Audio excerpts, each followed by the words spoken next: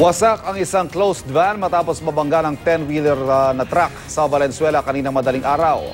Narito ang report ni Atina Imperial.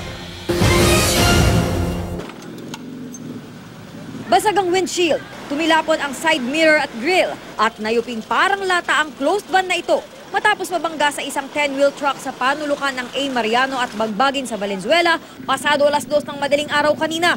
Sugatan ng sakay ng closed van. Natalsikan ang binti nito ng mga basag na salamin ng windshield. Parurot yung takbo nung yun lang yung nakita ko kasi nagtitext ako sa asawa ko Hindi ko na eksaktong nakayuko ako nung makita kong alanganin na saka na ako tumalon sa bintana. Kwento ng driver ng closed van, matulin umano ang takbo ng 10-wheel truck. Hindi mo lang nagminor na dapat. Pag ganitong kanto, magminor man lang sila kahit alam nila na wala nang ganong truck. Dagdag pa nito, tinangka pa raw silang takasan ng truck na umano'y bumangga sa kanila. Pero iba ang bersyon ng driver ng 10-wheel truck. Kita naman daw sa tama ng kanyang truck dahil nasa kalagitnaang bahagi ang tama. Pagdaan ko dyan, ma'am, wala naman pong truck dyan eh. Wala naman siya dyan eh.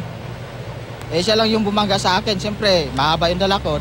Todo tanggi ang driver ng closed van na siya ang may kasalanan. Mabilis lang daw talaga ang 10-wheel truck.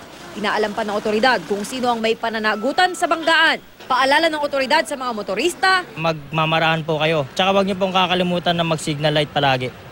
ito ang unang balita sa Valenzuela. Atina Imperial reporting.